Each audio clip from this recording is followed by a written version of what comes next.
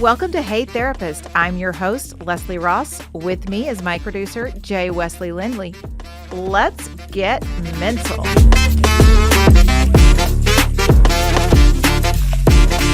Who was sitting in that chair? Patrick. He always has it down underneath and voice like this. He talks to it. Really? Yep. Does it pick up as well? Yeah. I mean, it can pick up pretty good. I mean, I guess it does because I've heard the podcast, so I know it kind of does. Tyler may just crank him up over there too. Interesting. I'd never seen anyone use a mic like that, I don't think. Yeah. If you watch some of the big time radio shows, they will have them pointed up. Yeah. Sometimes, or down even. That's him hanging. Yeah, I've seen them like above them, but like an old boxer or announcer. Yeah. Right. So, hello everyone and welcome to Hey Therapist. We are in the studio today, the Washburn's home studio. I don't get any money for that, but I'll say it anyway. I don't get any money either. But you get the same thing I do. That's we get right. to use the chairs. I get a comfy chair that I cannot sit properly in, and talk to you. Speaking of old boxing mics, did you watch the fights? Oh, I watched some of them. Fights? Absolutely. Let's talk about them. I watched some of them, and I've watched replays of ones. Okay, good. The important ones. It was a long night of fights. It was good fights. UFC 300. 300. It was a stacked card. I was super afraid it was going to be overhyped. Yeah. Because they do that. True. Like, even with all the names. Can I be honest though? There were a lot of names I'd kind of expected that didn't get fights in 300. Yeah. You know what I mean? Some of the biggest names. Sure. So, but anyway, it was still a lot of great fights though. It was. And I was surprised. Like, I honestly was surprised at the Pereira Hill matchup. Okay. Like, I don't know. I mean, I know it's a title. I know that they're going for like all of those things and they're, working their way, but it just seemed like a weird match. Okay. To me. I don't know why. But now, my understanding, of course, Pereira's dominating right now. He's the champion. And then the gentleman Hill had come up, I want to say, through one of the tough fights, and he come up and like just demolished everybody. He did. So he kind of... And then he got injured. Okay, got it. And he was out of the game, and you could tell that. Did he have ring rust? He did have ring rust. He had a gut. Like, how do you come in with like... He's never been the look of a true fighter, though. He's never had the look of a true. He's always had that like Street Fighter brawler look about him. But he had like a little bouncy belly, which was weird to see. Especially at that weight class. At that weight class, I know it's strange. I mean, that doesn't make you unfit. Like we've talked about that before. Like your body does what your body does, but it's just so odd to see. I think when you have him standing next to Pereira, unless it's heavyweights, you usually see six packs. Right. You usually see the sexy muscles. Mm-hmm. You know what I mean? Yes. Unless it's that super heavyweight. So true. It was interesting. And if he would have stayed on Pereira, like, because he got a good hit it and then backed up. Gotcha. And I'm like, what? And then you get knocked out. And then my favorite part was Pereira doing I don't know if you have seen, I'm sure everyone has seen the TikToker or Instagram guy. He goes by Kababy or whatever, and he's like, somebody will be doing something the really hard way, and he'll like do something easy and be like holding his hands out like this. Yeah. He did that after Hill went down, so I thought that was, pretty funny. Like, I don't think it was, I've seen some of the post comments on the Twitter X, whatever the crap y'all want to call it now, about how that's disrespectful and he shouldn't, but I don't think he meant it in that way. And he even said, he's a good fighter. Like, I appreciate the fight and all of those things. Like, I don't think he meant it in that way. It was just like, look, I did what I said I was going to do, and you all doubted me. But the best fight, top 5 fights, I think in UFC history, was the Gaethje Holloway fight. Oh, absolutely. Absolutely. That was a great fight. Oh. Now, my understanding, I wasn't paying attention to the clock, and I watched I was asleep by that one. Sure. But I watched the replay, and there was like only a couple seconds left on the clock when he knocked him out. Only 2 seconds. 10 seconds left, which everyone who watched that fight, Gaethje is a beast, and I love them both. Like, they are both amazing fighters. That was for the BMF belt. Mm-hmm. Okay. And I really didn't have, like, I was going to be happy with whoever won. in that one. You know, it's one of those fights where you're like, I really enjoy both of these guys. And they both are beasts and they have earned the right for the belt, title, fight, and all of the things. But Gaethje got injured. Like there was a kick in round 1 or 2 and he broke his nose. His nose got broke. And because you could hear his ringmen saying, don't blow it, you know, and we're like, okay, so they're telling him not to blow out. That means it's broke. So, he was damaged from it was round 1 or 2. I can't remember exactly, but he stood there. I mean, cause again, beast.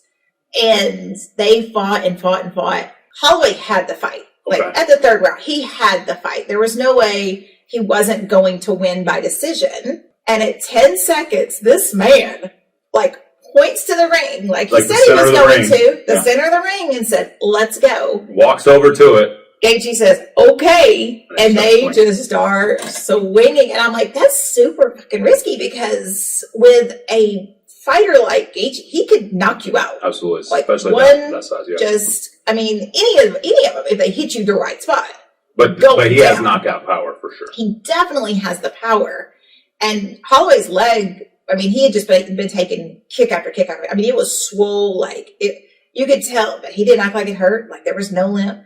I mean, it was just impressive. And so at 10 seconds left, he points to the center, and they just start brawling. And 2 seconds left on the clock, and Gaethje goes down like a sack of potatoes. Yeah. And it was just, I mean, you get the perfect Joe Rogan face, you know. Quintessential Joe Rogan reaction. Whoa! Yep. Like it was so good. And I was watching the post conference presser thing, and it was Dana, and Dana was talking about it. He was like, he said, you know, I usually am not watching the fights. He said, I'm usually sitting there. He's like, when they show me, I'm usually on my phone. I'm watching displays. I'm watching crowd. I'm watching interaction. I'm watching all these other things. He said, but at that point, he said, I was actually watching the fight. He said, and it was just, he said, it's one of those, you'll never see, like if you would have seen that in a TV show, you'd have been like, that's bullshit. Right. This stuff doesn't happen. Exactly. But, and then they gave, was it him? Holloway? No, Pereira. So when Pereira won, though, they did give him his black belt. Oh, that's cool. So I thought that was interesting in a fight that there was no grappling because they gave him that and they gave him the belt. Gotcha. So it was interesting because I was like, well, he didn't grapple, but I'm sure they planned to give him his belt if he won anyway. So I thought that was pretty cool. I thought you would find that. No, that was pretty cool. Nice. Absolutely. But no, I thoroughly enjoyed the fights that I watched, and obviously missed a couple of great ones for sure. I think all of them went the way all of the final 4 fights, 5 fights, whatever it was, the main card. I think they all went basically the way I expected them. With like what you said, with the exception of Holloway and Gaethje, I kind of thought Gaethje would take that one. I really did. I'm a fan of Holloway too, so it was like either one will be fine by me. So. Yeah, it was good. And Holm just looked old. Yeah, I think yes. I mean, Kayla's a beast. I was going to say yes. Holm looked old, but I think Kayla made her look old. Too. Yeah, I think so. You know what I mean? Because she's so fast. Oh my goodness. And so strong. Wow. I mean, just the accuracy. Judo 2-time gold champion. Yeah, she's gonna be, I mean, definitely a contender. And I think she didn't call out Nunes. She said by the end of the year she wants to fight for the belt. Nunes posted on her Instagram that she'll come back for it. A clip of her watching the fight, and she's like, with her ear, like, is she going to call me out? Call me out. And she said she wants the belt. You know, at the end, she said, I want the belt, And I mean, there's like the clip. She's just like, so we'll see. I mean, she might come out of retirement for someone that would be competition. And I think that's why she retired. Exactly. There's no competition. 100%. And she demolished everybody twice in her weight class. Literally. No competition, really. None. There was one fight that was a good fight. So I don't know.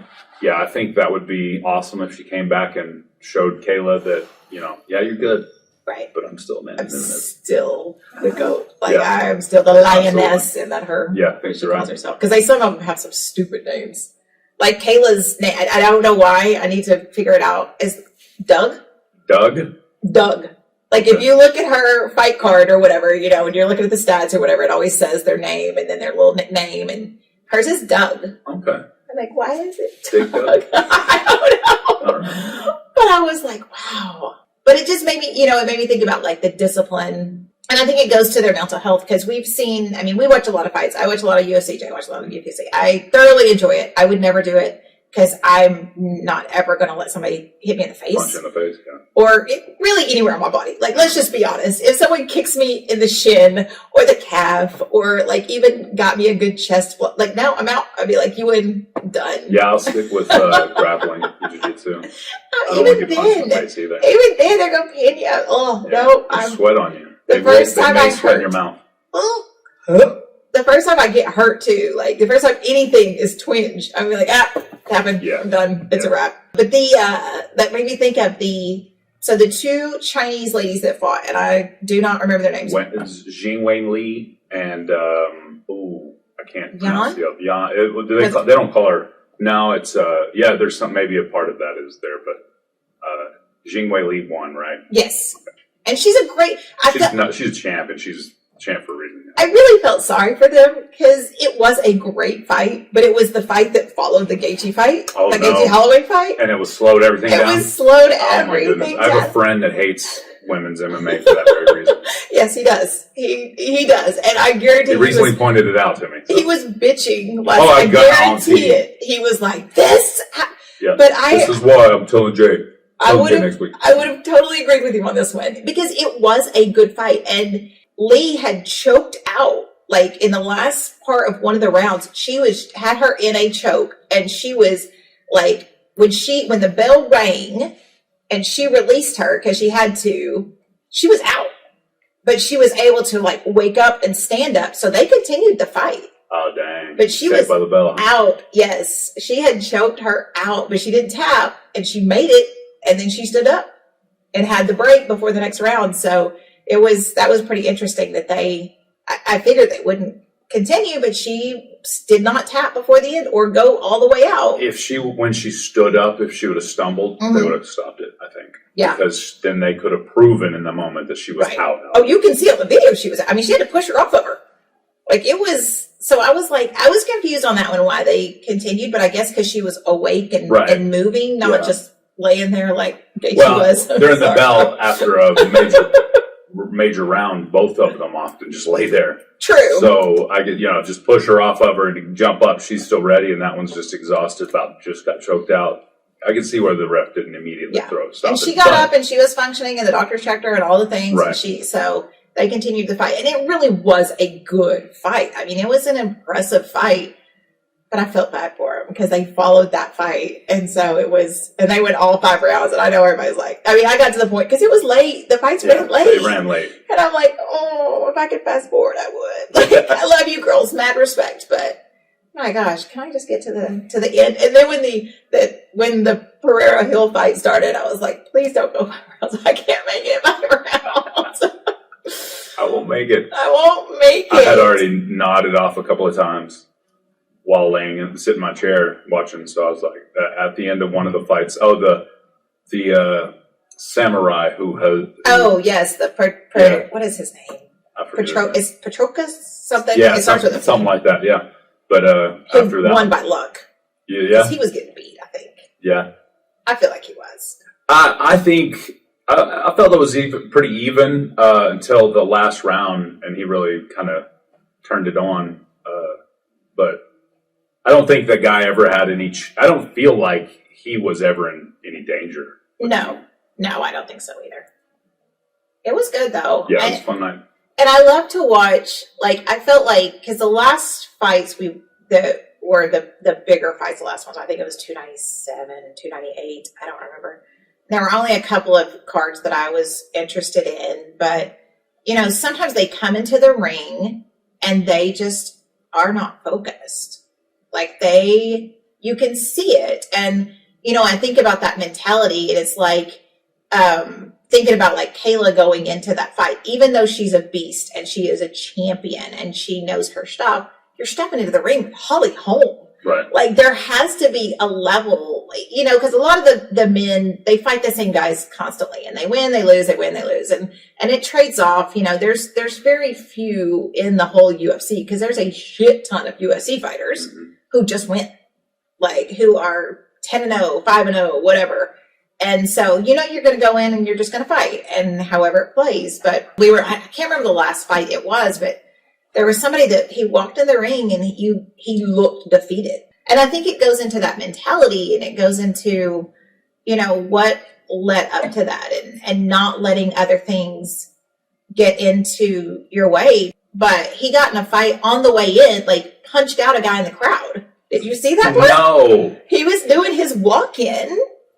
And apparently it looks like on the videos that we've seen, it looks like someone grabbed him or grabbed his hand when he was like, you know, just high-fiving sometimes, grabbing, and he goes, like, gets off too, whoops, into he skibbity paps an audience member. That's hilarious. And then just keeps walking in and ends up winning the fight. And I'm just like, well, they're probably going to get sued for that. But, because I don't remember, we went to the Dallas UFC 295, I think it was, or 296 in Dallas. And I don't remember signing a waiver when I bought my ticket. Right. But then again, I mean, if you're grabbing, like, you know, I mean, we've seen music artists do that. What's the fine print on the ticket? Yeah, what does it say? I'm going to read that release better next time. Yeah. You get punched out in the crowd. I would say, arguably, if you don't snatch up a fighter, you might not get punched. Sure. I mean, right? If you don't, or get super drunk and start a fight with other audience members. You know, those things. I think it's the whole play stupid games, win stupid prizes kind of situation. But yeah, it was just like they just kept walking into his music, and I'm just like, what? I bet you that dude got through out. Oh, I'm sure. Yeah, I'm sure. But I was just like, that was pretty crazy. And then I'm thinking, but shouldn't you be more? I don't know. But I guess the adrenaline and because, you know, some of them come in just straight focused. They're not giving the high fives. They're not engaging the crowd. You just see the focus. And then the other ones are playing around and doing all the things. But I'm like, to throw hands at an audience member. I think maybe there's similarities in like the differences between a super talented artist and an artist that worked their way up and got there. Like, maybe. I don't know this for a fact, but there may be correlation to like a killer, a guy that just wants to go beat somebody's ass versus someone who's trained in jiu-jitsu and is, or the things, the things for their whole life, and that's all they ever known. So it's kind of like a job to them. Right. You know John Jones and somebody else. Like, but he's a man that knows he could just kill someone. Right. Where you got, like, I don't know, I'm trying to think of a good example of just somebody that just tries to go knock somebody's head off every time they, what was his name? His name was Anthony, not Anthony Davis. It may have been Anthony Davis. But there was a fighter that I don't think he fights anymore, or maybe I've seen him in the past year, maybe in 2023 was his last fight. But there's a fighter who was just like, all he ever did was, what was his name? Back in the mid 2000s, he went by the Terror or something.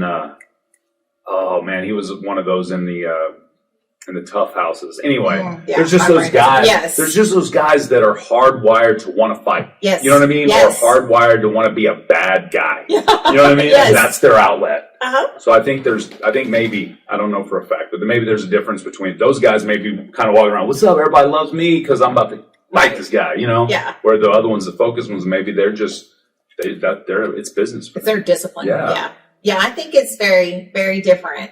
You know, and I find it so interesting because you've competed now, like three jiu-jitsu competitions. And I've done it 4 years now. 4 years. I did. My first competition was about 6 months into learning, and then I did another competition about 6 months later. But then I took a year and a half off competition because I hurt myself a couple times. Right. So, and then I did, most recently was May. Not that long. About a year ago. Yeah, so it's been about a year now, maybe, or a little less. It definitely, and the reason why I'm 44, and I compete in the 40 and up category at 205 pounds, that's light heavyweight. The reason why I haven't competed in a year and probably won't compete again is when I train like a 20-year-old. Right. I go hard. I go, you're putting through the gauntlet every day. You got 5 guys rotating in and out on you. You know what I mean? Trying to just burn you out. So you're pushing your limits. Unfortunately, my body is not capable of what my brain says it is anymore. So I hurt my knee pretty bad one time. That was my left knee. My right elbow was most recent. Got caught in a nasty arm bar. Thanks, Josh. And, but it's my fault. I didn't tap quick enough. But what I've learned is the harder I go, the more damage I take. Sure. And I don't heal as much. Right. So therefore, I probably won't compete anymore. But I love training. I love the shape it keeps me in. The calories it burns. So and it's a good outlet. It is a great outlet. It's teaching me a lot too. I've got great friends. It's a level of brotherhood, sisterhood to the people that train with us. So yeah, it's a family for sure. So there's a bunch of different reasons why I do it, but discipline. Going back to the discipline you're talking about, yes, I do actually have that. Unfortunately, I'm not capable of recovery as much. Our bodies do what they want to do, and sometimes they will not do what we want them to do. That's true. And that is frustrating. I've recently learned that the hard way. As you're laying in the floor because your back hurts so bad. Yes. Oh my goodness. And right now I'm dealing with a little bit of back hip issue. That's not really. I can go train right now, no problem, but it causes me, just a little bit of aggravation all day. Right. So it's like just that uncomfortableness. Yep. So if I'll take a week off, then I'll be fine next week. Right. But that's so hard. Or you could just not go as hard, but the mentality is hard once you're there in that mindset. Yep. And I think that's how you see, when you're talking about sports mentality, because I have worked in some of my practice, I've done like performance enhancement therapy type things. You can use EMDR for that, which is eye movement desensitization, every processing for performance enhancement. And so I've used that with a few people in sports, some semi-professional, no one anyone knows of. So I can't don't ask the question. I couldn't drop a name if I wanted to, but unfortunately I don't have like a name to drop. Like it's people you would have never heard of. Gotcha. But, and even high school kids and some of those, that are trying to be something and want to get those scholarships and wrestlers, because you get stuck in that. And especially if you get injured or if you go in just knowing you're going to beat someone and they outmaneuver you, or you do something and you mess up, which is normal. Like, because the thing about sports, just about any sport, I guess, except golf, because you're really out there on your own. But, wrestling or basketball or football or jujitsu or MMA, whatever it is, there's another person involved. Right. So it's just like life. It's like we've talked about with relationships and communications and all those things. We can't control what is going to happen.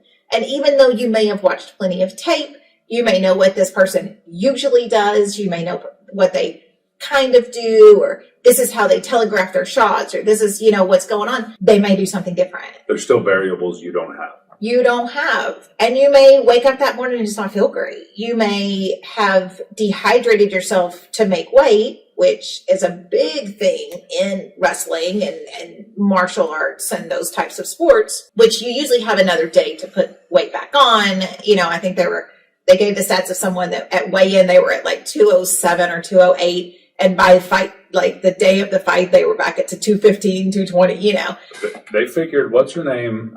She put on about 20 pounds. Yeah. After her weigh-in. It's just in 24 hours, mind you. Keep that in mind, people. It's only from weigh-in to fight day. It's 24 hours. But it just shows what they do to their bodies too. Yep. Like the dehydration and starvation and the training and all of that stuff. And then they put the weight back on to feel normal.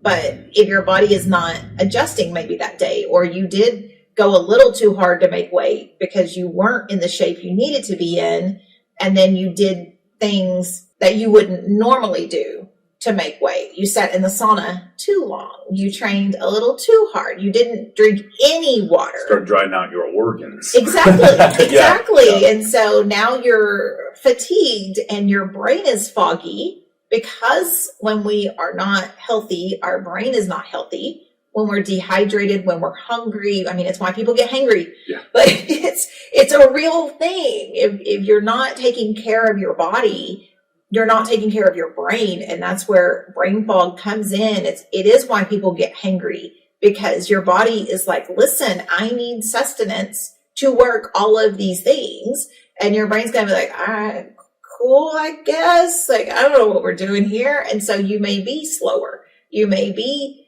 more tired. You may not catch the reaction times. And so it's one of those things that, and I think that's one of the things I like about, I mean, I've always, like, I have come from the tough days, the contender days. Like, I love UFC. I always have. I've watched it for a long time. And it's one of the things that I always find interesting I like to watch the pressers. I like to watch the pre-fights. I follow the social medias of these people to see how they're training and what their mentality is and how they approach it, because it is so important to have your mind in the game. And you'll hear ringmen plenty of time saying, get your head in there. Get in there, go faster. You've got to stop being scared. You've got to stop backing away. You've got to go in. You've got to speed up. You've got to do all these things. And it's because when you're in it a lot of times too, you don't recognize it. You get into how you've trained, but you didn't train with this person you're fighting. Most likely, like on some of the Bellators and some of those, they did all train together, and then they ended up fighting each other for titles. It's one of those where you may not know what you're walking into, and you may not have done enough watching. Or they may be training now with someone they never trained with. I can't remember, but my brain does not work most of the time. We've talked about this on the podcast, so I'm going to stop apologizing for it, but I will still give the disclaimer. I do know what I'm talking about somewhat, but names and things don't come to me. There was someone I was watching who was doing great, but wasn't at the level they wanted. And they changed their whole training staff, like moved to somewhere else and started training at a new gym, started training with a new trainer, just so they could learn new techniques because they had gotten stagnant. And I think it's just an important life lesson too. Like, when you're around the people that are going to give you what you want, what you think, what you're used to, you're probably not going to grow. Yeah, you'll definitely get to a plateau, for sure. But like you said, you switch it up. I mean, if you do any kind of physical fitness or any kind of building of muscle, you know that if you do the same exercise routine for so long, your muscles get used to it. You won't have as much growth. You'll plateau. Right. Then you have to switch it up. You have to quote unquote trick them. Right. Right. Similar. I'm sure that's this fighter you're talking about. Same thing. It's like, okay, I've been going through the same thing, and I've just gotten to here. It's 5th place on the on the standings is as far as I can get. Training with the same people. They know what I'm going to do. I know what they're going to do. Exactly. And so it is that plateau you get to, and that happens in life too. It happens in jobs. It happens in relationships. It happens like when you're around people that you're used to being around, and you want more. Then you've got to shake your snow globe. You've got to do something different. I like that statement, shake your snow globe. I would imagine there's a lot of divorces that happen purely because people get stagnant. They get bored. You know what I mean? Absolutely. And they think, well, wait, I must not be in love with this person anymore if I'm bored right now. You know what I mean? Or whatever. So, yeah, for sure. No, it really does, because, relationships, just like training, will transition, but it's all work. And it's all moving and growing together. And if one person is wanting to change something up, if they're wanting to start doing something, they're wanting to be more adventurous, they're wanting to get out more, they're wanting to do all these things, and the other person is like, no, I like my life. And I'm not saying they have to engage. Like, maybe your partner wants to go camp or hunt or hike. Like, Like, I'm on board for camping and hunting, but I ain't hiking nowhere unless it's to get to my hunting spot. Like, I'm not going to just go hike. Like, that sounds just terrible to me. I don't know why. Anyway, maybe they want to do that and you don't want to. Keeping them from that is not the way for your relationship to move forward. If they're on board and they may really want you to go, and that's where you say, okay, I will go walk to this, like, you show me some things. Like, well, if we walk here, there's a waterfall. Like, if we get to this, we're just going to walk. Right. And then turn around and walk back. A destination, a waterfall, gives you a reason to go do it. That's it. Like, when we go on vacation, I will hike into the jungle with you to this waterfall down this path, and we can swim and then come back. Fine. If you want to go further, I'll hang out a little while, or I'll go back and shop, or whatever. That's it. Like, absolutely. You want to go hike Kilimanjaro? I think that's the one in Africa, right? Somewhere. Okay. It may not be. Listen, don't quote me, but like, if we're somewhere that there's other cool things, like, you go do that, I'll go do this, we'll meet in the middle. Right. But I think it's when you get to the point of, I want to grow, and the other person's like, no. nah, I'm good right here. I mean, that's where you do see a lot of people. And, midlife crisis, quarter life crisis, whatever life crisis you want to have are a real thing. Yeah. Like, we get to a point, I had mine at about 25. I was going to say, I just paid off mine. Right? Convertible Mustang. I mean, you get to a point that there's really no age appropriate time to have a life crisis, I think, when you realize this is not the life I want to live. Like, I want to change something up. I need something new. You rephrased it just there. You called it a life crisis. Yeah, it's just a life crisis. It doesn't have to be in the middle. No. 100%. Because most people are not having them in the middle. Yeah, exactly. Because realistically, your 40s is probably not the middle. I mean, I don't know what your genetics are. It may be midlife, but, Right. for the most I mean, part, 40, let's say 40, it's a pretty good roundabout number. Sure. Yeah. I mean, 80 is an old age to get to. 100%. So we could say that's middle life, but it doesn't have to be. Like, mine legit was when I was 25. Like, I was like, this is not I'm not well. I'm mentally not well. So she's only got a couple of years left. Yeah, right? Like, it's a wrap, y'all. Yeah. It's been real fun. Like, let's get this moving so I can, like, at least be syndicated in post, what is it called? Posterity? Posterity or something. I don't know. Posthumously? Yes, there we go. The reality is it could be tomorrow. For all of us. For all of us. And I just, I think it's so important, like in relationships especially, is you do have the same end goal. And that end goal may just be to stay together.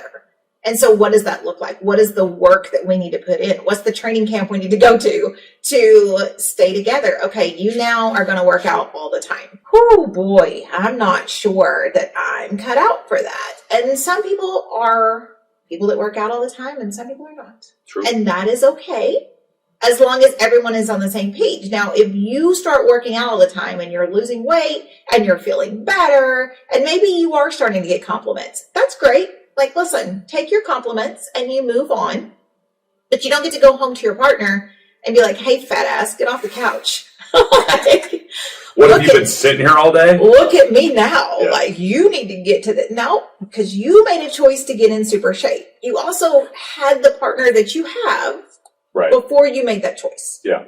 So are you getting in shape to get down to what I always call it your hunt weight? Like, when you see somebody separate or they're not doing great and one of them starts getting in super good shape, you're like, ooh, they're getting down to their hunt weight. Yep. They're fixing to be back on the prowl. But, are you just doing it because you truly do want to be healthy? Because something in your life has happened and, someone maybe has passed away because of heart disease or diabetes or something that can be managed for the most part. Now, there's a lot of things that you may still need medication for, but if you lose weight, if you're eating properly, it helps with all 100%. Of your symptoms. It does extend your life for the most part for those diseases, depending on the disease. Anyway, y'all know what I'm saying. Yeah, I mean, I hate that we have to explain that. I do too. Because there's somebody out there, but I've got blank. Right. I have congestive heart failure, and it doesn't matter what I do. No shit. Correct. We know that. No shit. Clear. Understood. Like, I had a dear friend die from congestive heart failure, and he did everything he could possibly do, including 2 different pacemakers to extend his life. It didn't work. Nothing would have worked, though. And he was in shape. He was healthy, like all the things, but he genetically had congestive heart failure. He died at 28. Like, there's no clock on how long we get to live, no matter if you're a good person or a bad person. It's important that if you are doing things, you're doing it for the right reason. And if you're doing it because you're miserable in your marriage and you want to get in good shape and you want to be on the prowl and you want to find someone before you get divorced, that's a problem. You're a horrible person. A horrible person. Just go ahead and drop it.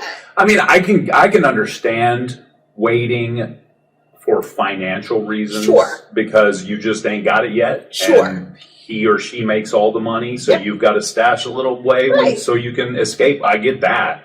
But just wait until you have another arm on you? Mm-hmm. Oh, come on. And a lot of people do it. That's true. Good point. A lot of people will not leave until they do start getting that attention from someone else. And they go, oh, this feels better. And it may. Like, maybe your relationship isn't great. Maybe you guys have gotten to that stagnant stage and you may just not even like each other anymore, which is understandable because sometimes that happens as we grow and change, especially if we're together for the wrong reasons to start with, if you've been together forever. Like, when these people start dating and they're in high school in their early 20s and now they're in their 40s and they're like, I don't even like this person.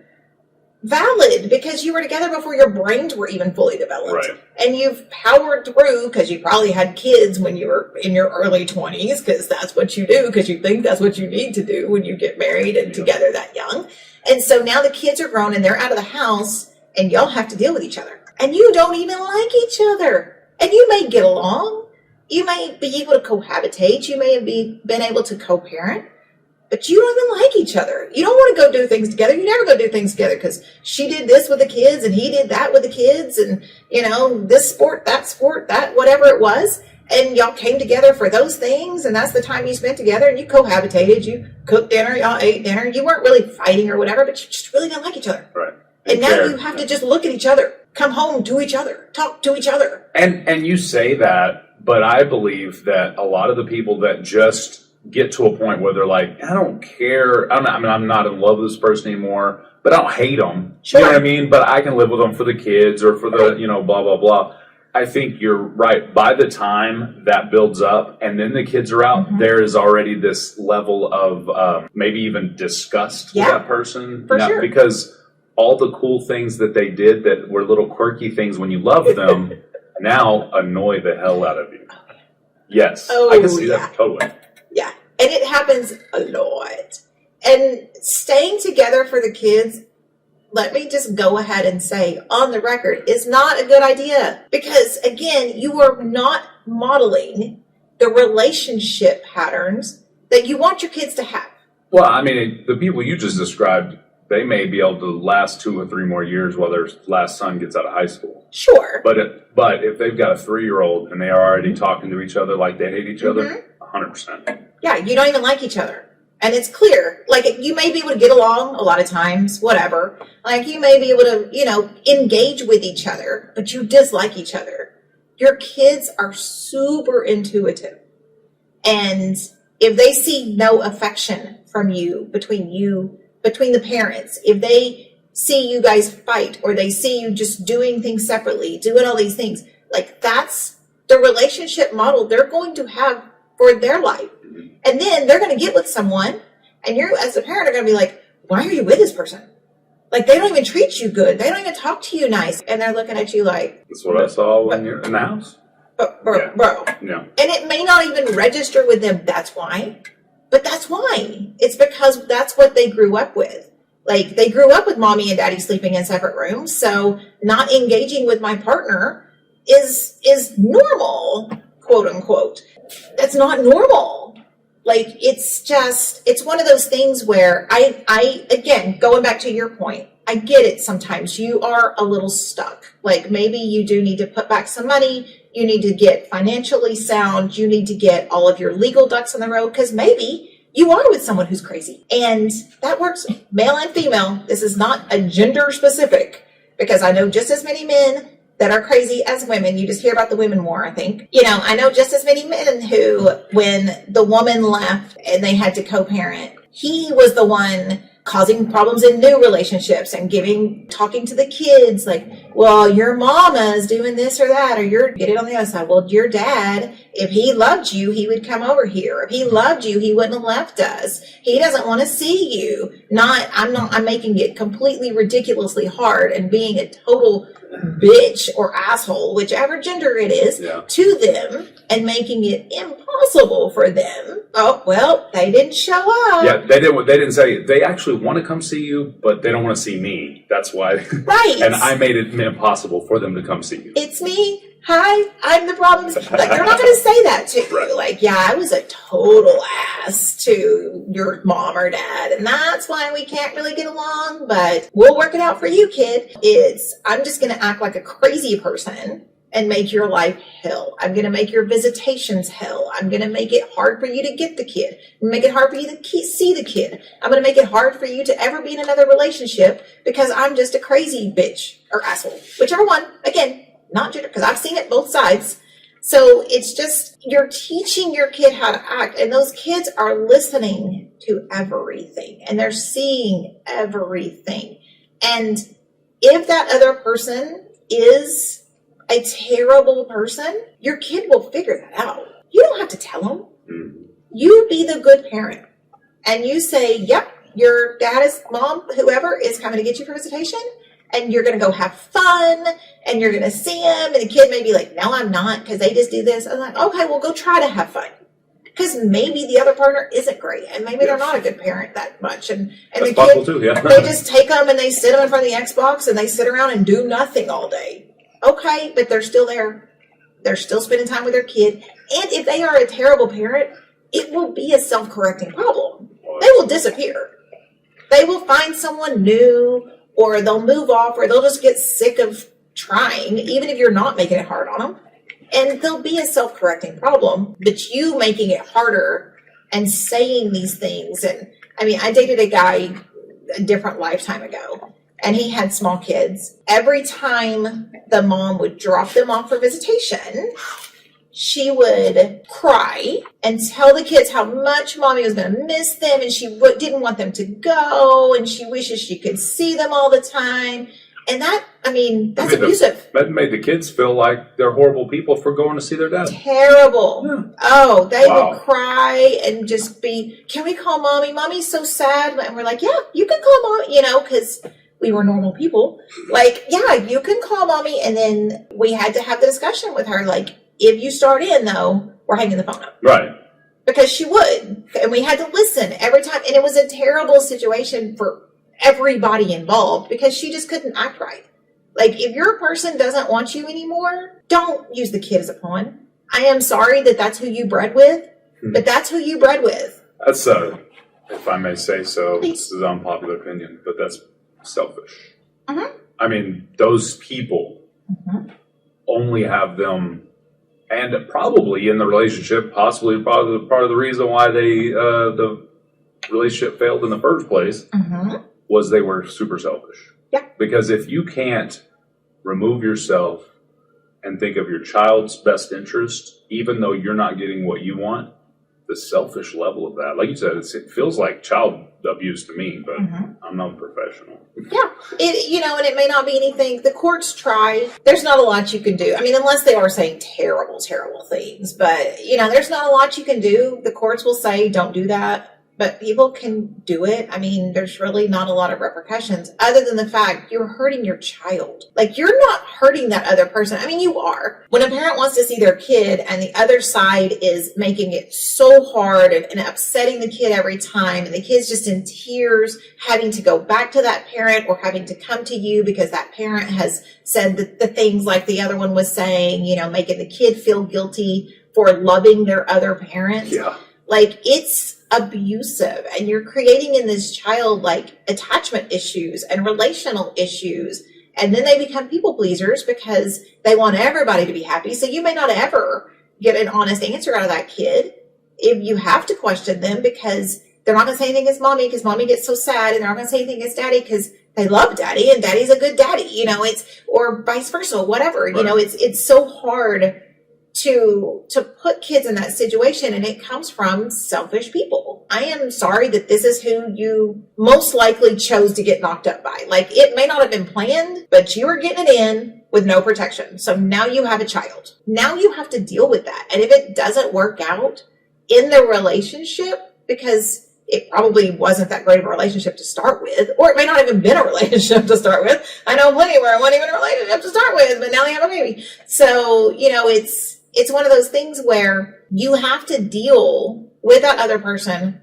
literally forever. And I hear people all the time say, well, they got to deal with it until they're 18. And I'm like, what happens at 18? Because your child is probably still going to get married. They may still have a baby. They're probably going to go off to college. Yeah, or some sort of something. There's going to be celebrations along the way. Yeah. Grandparents. Grandchild birthdays. Think about that one for a second. Yeah, it's a good time. Weddings. It's always fun. Either you're the grandparent that forces your children to have have two different grandchild's birthdays, or you have two sets of grandparents. Right. At the grandchild's birthday. Right. So. And it should be that way. Like, you are grown-ass people. And if you are young and you have a baby, you are now a grown-ass person. And just for the record, I want to throw this out there. If you both have significant exes, others, and obviously they're probably, you both probably talked to each other about how horrible they were back in the day, of right? Course. So if one side has to deal with the other, I don't see why the other side can force a double birthday. Right. You know what I'm saying? Exactly. I think, what is it? It's good if it's good for the goose, it's good for the game. That's right. You know, so in other words, it just shouldn't. You probably shouldn't impose your expectations on the children / grandchildren just because it doesn't make you comfortable or you don't like it. Right. Absolutely.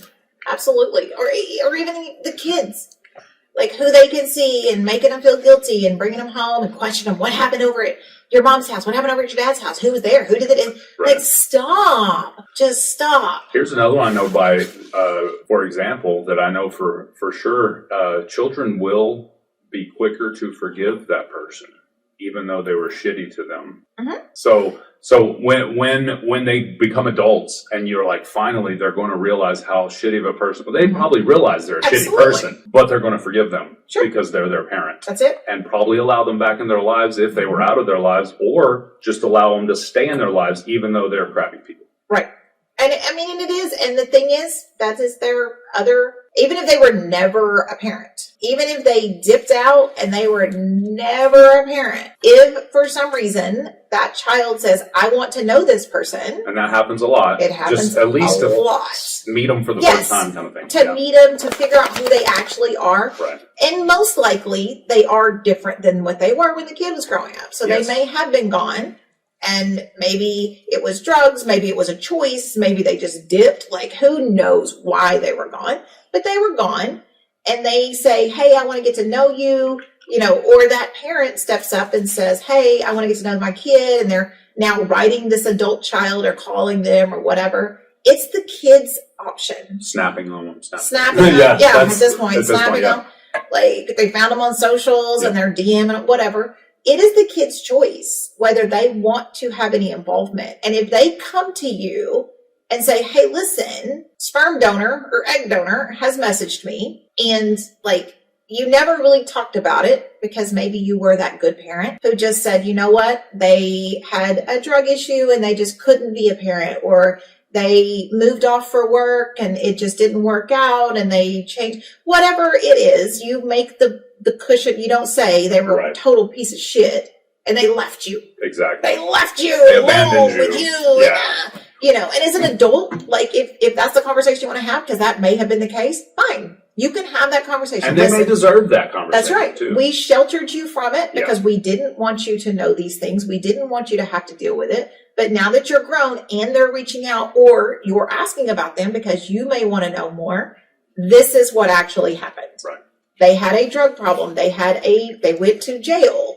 They did these things. They were, you know, whatever it was. And we just didn't want you to know that. You were unsafe around them at that time. You were unsafe. Yeah. They had abusive partners, maybe. Exactly. Like, I mean, it may not have been that parent, but that parent had enough issues that they kept dating people who were abusive to you, and we couldn't trust you over there, or sex offenders, or whatever it was. So you couldn't go see them, and then they stopped trying. And that was just what happened. Like, I don't know who they are now. We don't keep up with them, but that is the real story of what happened growing up, because people deserve that. Because for one, if they are really wanting to know this person, they deserve the backstory. Or maybe they are now old enough to realize they have some attachment issues or some self-esteem issues, some mental health things that they really want to work on, or they're not sure where it came from. And you can say, listen, your mom, dad, they dealt with depression. They were schizophrenic. They had drug addiction. They had these things. So it makes sense that you feel this way. It makes sense. They left when you were young, but you did know them. So then they were just gone. It makes sense that you may have some people pleasing, some abandonment issues, some relationship issues.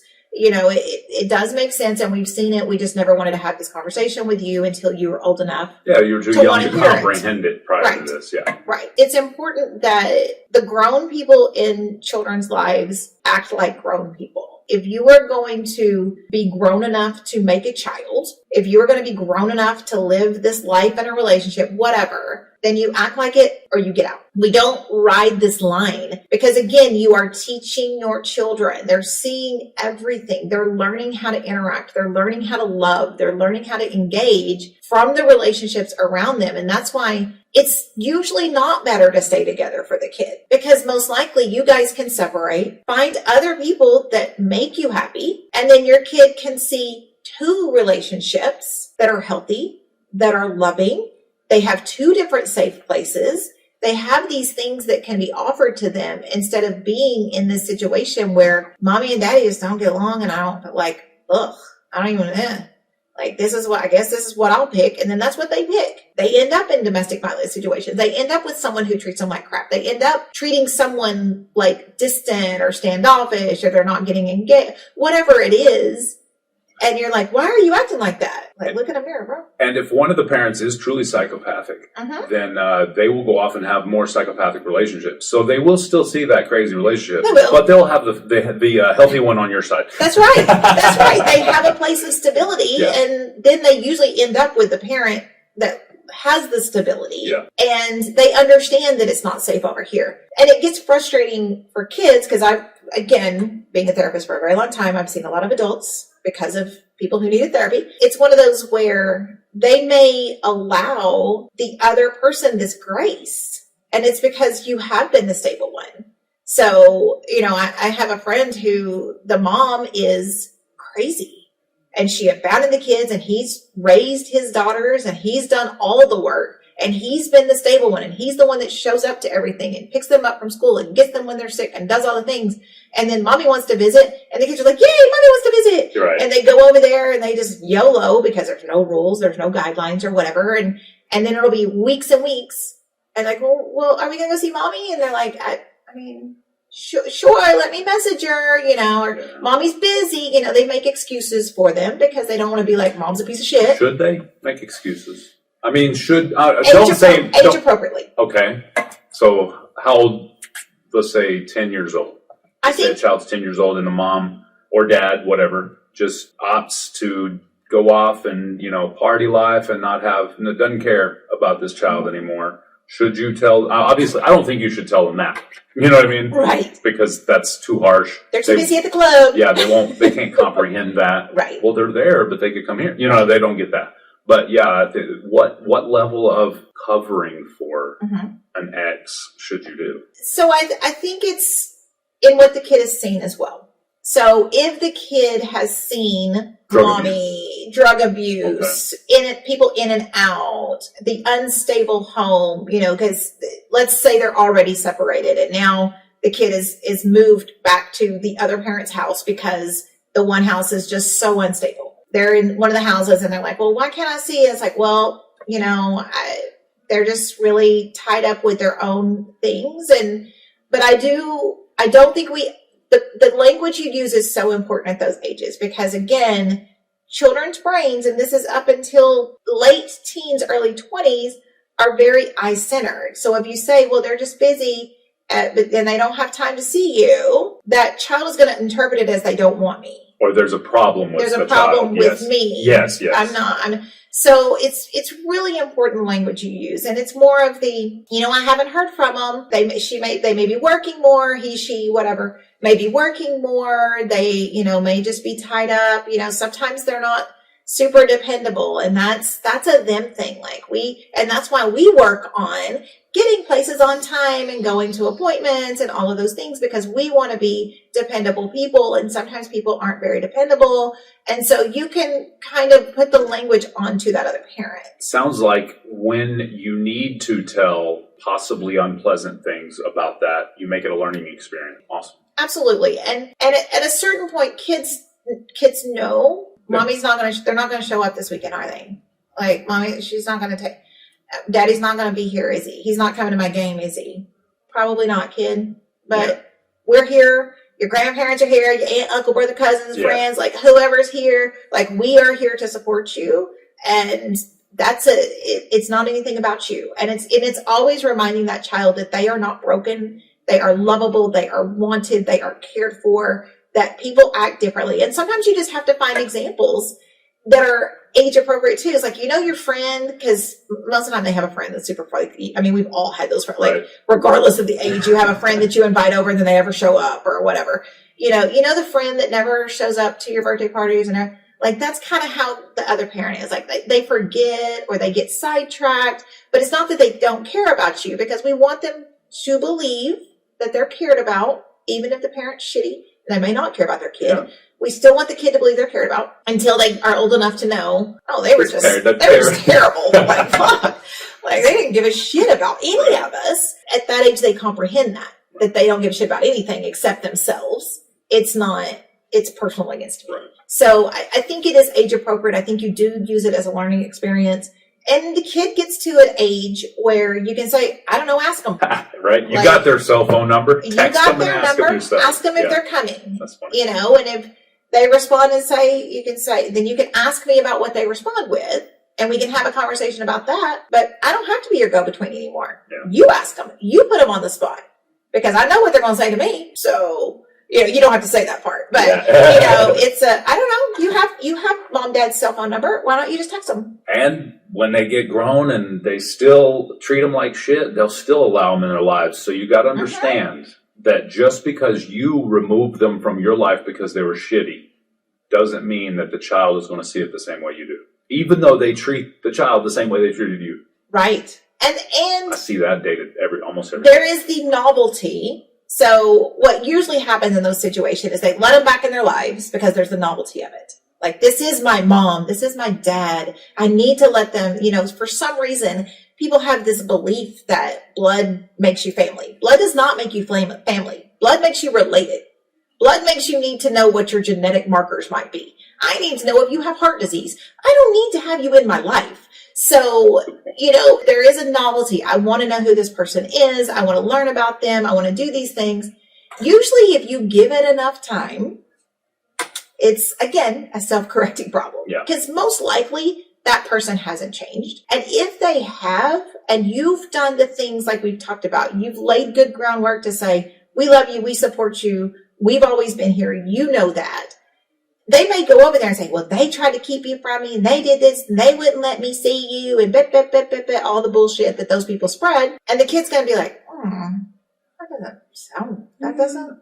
And they're going to come back to you and say, hey, so-and-so asked me this, and they said this. Is this true? And that's when you get the opportunity to go, let me tell you a little story. Yeah. And then you can open up and be more honest and be more frank about it and say, listen, no, that is not what happened. This is what happened. And if that's their story and that's how they saw it, then that's how they saw it. But this is the actual things that happened. You still get to make your own decision. And if they're telling those stories and they're saying, oh, they did this to me, and then they're still playing the victim. They're still the same person. Those kids are going to figure that out. And it's a self-correcting problem. I was going to say, like you said earlier, kids are very perceptive. Mm-hmm. Even though they don't immediately pick up what's going on, later on in life, they're going to put 2 and 3 together. Yep, exactly. Exactly. And they're going to get from this other parent things that just don't make sense. Doesn't add up. Well, we were here. You could have just come to the ball game. Yes. This was a public place. Mom or dad didn't have control over that. Right. Yeah. Unless there was a protective order, and then that's a whole other situation. And there may be. If there was a protective order, you probably better sit them down and say why that order was placed, because they don't just give those anything. They're not willy-nilly with the protective orders. And, if you have a parent out there that you don't know, that you're not familiar with, in Oklahoma, there's OSCN.net. and ODCR, and I can't tell you exactly what they stand for, but they're court record search. So you can go do a court record search for your parent, and your juvenile things won't be in there because they protect juveniles in the court systems. But there may be some things on down the line, or some state cases like VPOs, like some other things that will pop up. So if you have a parent out there that you're thinking about looking up, or has come back in your life and is giving you this story, there's a lot of ways to learn about that. Even if the parents aren't going to be open and honest and say, this is what really happened, you can get a lot of information off the internet. Like, search their name. Search their name and birth date. If there's arrest records, if there's anything, even if it didn't go all the way, like, it's going to be in there. And now we have that option. Before you kind of had to believe people, but now you can look up every information out there. So if you are seeking that quote unquote family, You know, and a lot of kids in foster system, we see this with our foster kids and things. They may run an ancestry thing, or in adoption cases, if it's not a closed adoption, or even if it was a closed adoption, eventually you can figure out where you came from. Right. And they start seeking these people out. Careful what you wish for, because you may learn things that you really don't want to know.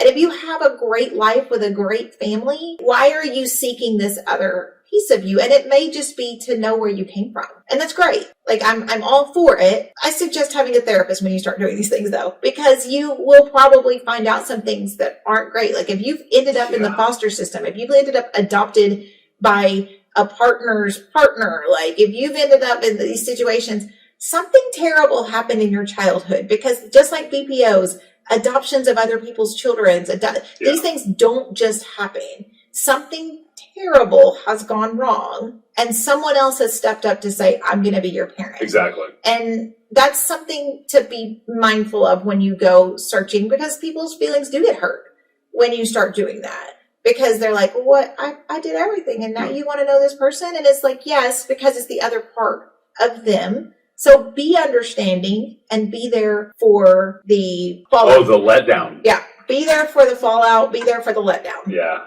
Good point, because like they probably will find this person with, like you said, modern technology, and they're probably going to be very disappointed when they find it. Either whether there's an actual person there on the other end to find, and they see what they came from and they're not happy with it, or they, you know what I mean? It could be a horrible human being on the other end of that. It could be, could be prison for life for whatever they did. Know? So yeah, you may find some family history you don't want to know about. Absolutely. But that's not who you are. Right. Like, and I say it all the time. I've said it my whole life, actually, but especially in therapy and with working with people, blood does not make you family, and you have no obligation to people that are related to you. None. I don't care if they are related to you. You have no obligation to be in their lives or for you to allow them into yours. You get to choose the family you have, that you love, that you let into your walls, that you let mess up your peace, because even the best family is going to mess up your peace. Absolutely. I mean, Jay and I love each other. We get on each other's nerves a lot. Yeah. We got a big trip coming up. I think she gets ready for it. I think I get on her nerves a lot more than she gets on mine. I doubt it. So I doubt it. I mean, I can be a lot. I did laughingly tell your sister this morning when you texted me. I said, I just responded, I'm there at the same time every Sunday. You come if you want. It's fine. Well, we mixed it up a couple times. I wasn't sure. It's all good. But yeah, I mean, it's one of those things that you get to choose who disrupts your peace. Right. And I don't mind you disrupting my peace. I don't mind you disrupting my peace either. We all just get pissy and we get over it. Like, that's worst case. We go to our own rooms on the ship, and for about an hour or two, and they're like, "All right, let's go have a drink or whatever." Yeah, we're gonna get out. Like, Laura and I were talking about it yesterday. We went to Texarkana, went shopping, just dicking around. Essentially, I had to go to Sam's. Like, we did have a purpose, but we dicked around a lot while we were there. But we were talking about the cruise, because Jackie, my friend Jackie's going with us on this one, and I had told Jackie, and I was like, just be prepared in the getting there and the getting off. Laura and I will start getting on each other's nerves and start bickering. And then Jay will get pissy about that, and he'll just walk off. He'll say something shitty and walk off. And then we'll work our shit out, and then he'll come back, and we'll get on the boat, we'll get off the boat, we'll get in the car, we'll get out of the car, whatever it is, like nothing happened. Exactly. And she was like, every single time. Like, it never fails, because we all have our own anxiety, and we all get highly stressed. Yep. And I only get stressed when they get stressed. I mean, really, not only. Okay, I get my heightened aggravation is when they start bickering at each other. Yeah. That would be my heightened aggravation. I'll give you that. But I have other stressors for sure. You do. And yours is a lot of crowds. Like, when we're in a big crowd and we're moving, like trying to adjust, and Laura and I are trying to make a plan. Even when we're not bickering. Right. We're just trying to, like, I can see Jay's anxiety going up a little bit, and so my plan's the best one. Then he'll get a little pissy with us because we're not making a decision fast enough because he wants to be on the crowd. And so I can see that. We have our own dynamics, but we don't get bothered by it. Right. Like, I don't get my feelings hurt. I don't think you get your feelings hurt. Laura doesn't get her feelings hurt. Like, even though we may have been pissy with each other and snapped at each other, it's probably not the best way to handle things, but we all have our high stress things that we don't handle well. But we just move on. Like, no one even has to. I mean, there's a few times where I've come back and Laura's come back and Jay's come back and like, my bad. Yeah. Like, I was a little bad there, my bad. That was a little rough. I was a little heated. I'm sorry.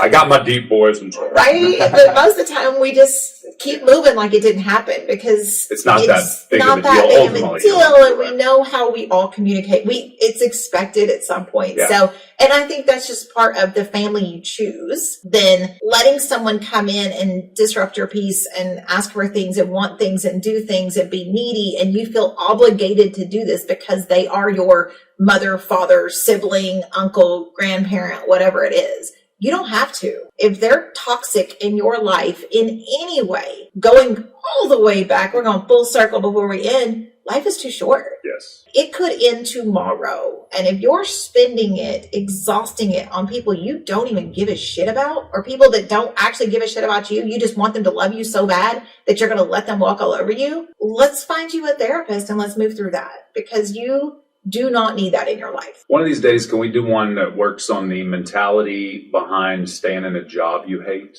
Sure. Because one of my favorite things is to help people find what they love and then find a career behind that. Mm-hmm. And there's got to be a mentality behind staying in a place that you absolutely hate. Obviously, finances comes into play, but I think that would be a great topic maybe one day. Sure. Let's do it next week. I like it. All right. Thank you, guys. See you next week. For my producer, Jay Lindley, I'm Leslie Ross. Thank you all for joining us. Please send any questions or comments through the website, heytherapist.com, or email help@heytherapist.com. They may be featured on the show anonymously. Hey Therapist is an SEOK radio production and is for your entertainment purposes only. Thank you for joining us. Make good choices.